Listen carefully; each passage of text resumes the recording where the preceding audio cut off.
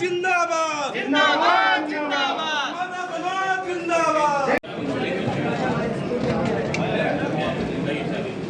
सब लोग अपने अपने स्थान पर बैठ जाए। पत्रकार बंधुओं से भी निवेदन है कि वो पद्धति आ गए हैं। अंसारी प्रदेश महासचिव ऑल इंडिया पसमानदा मुस्लिम महासचिव। बहुत तेज बोलिए। मैं मारूफ अंसारी प्रदेश महासचिव ऑल इंडिया पसमानदा मुस्लिम महासचिव।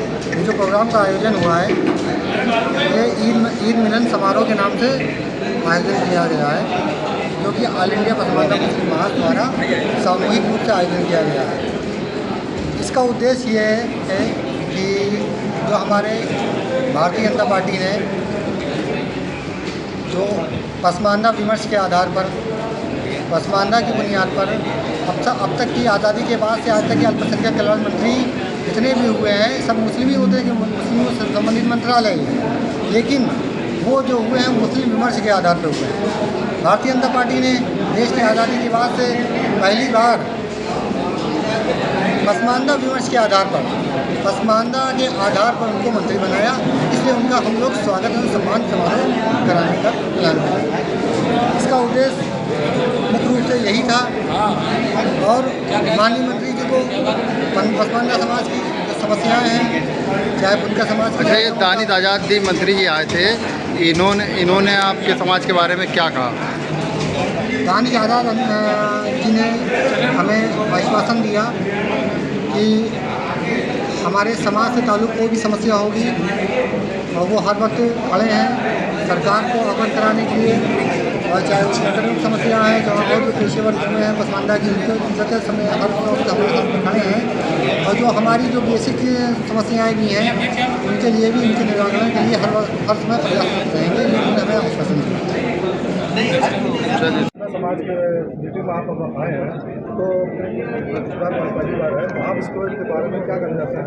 इनके समाज को देखिए, आज ऑल इंडिया पसमानदा मुस्लिम महासचिव की तरफ से एक ईद मिलन का कार्यक्रम रखा गया है और आज मैं यहाँ पे आया हूँ। मेरे साथ उर्दू अकेडमी के चेयरमैन कैफुल वरा साहब हैं, हमारे उर्दू की फारसी के प्रोफेसर साहब हैं, मोहम्मद यूनुस जी हैं, परवेज़ साहब हैं, और तमाम अल्पसंख्यक समाज में जो मुस्लिम वर्ग आता है उस समाज की बड़ी संख्या में लोग आज यहाँ हैं और हम सब आज एकजुट यहाँ हुए हैं।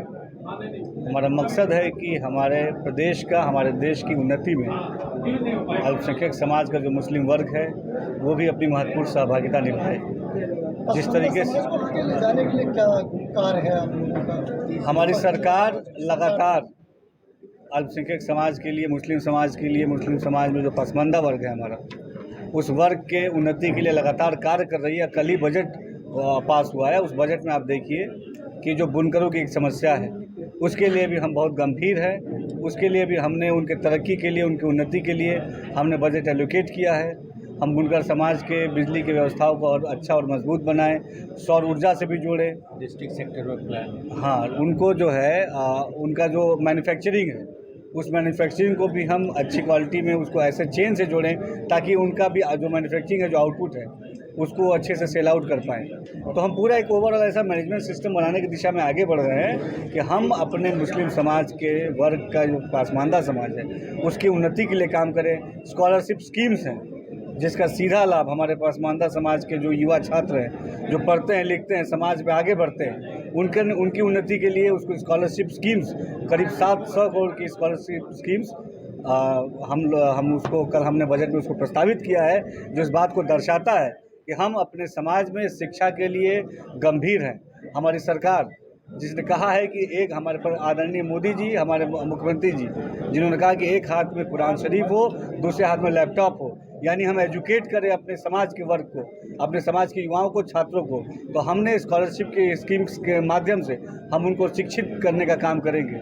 मदरसों के आधुनिकीकरण के माध्यम से हम मदरसों को आधुनिकीकरण के लिए हमने अलग से बजट एलोकेट किया है। बजट का जो आंकड़ा है करीब 479 करोड़ का है। इतनी बड़ी अमाउंट है, हम अपने मदरसों को आधुनिकीकरण करेंगे, क्योंकि वहाँ भी बड़ी संख्या में हमारे मुस्लिम समाज के जो पासमानदा समाज से जुड़े हैं हमारे युवा छात्र भाई साथी हैं, वो पढ़ने आते हैं। तो उनको भी मॉडर्न एजुकेशन का वो भी हिस्सा बने, मॉडर्न एजुकेशन से लाभ लेके वो भी समाज में आगे बढ़े और अपने प्रदेश को और देश को आगे ले आने में अपनी भूमिका निभाएं। इसके साथ मैं बस बता दूँ इसके साथ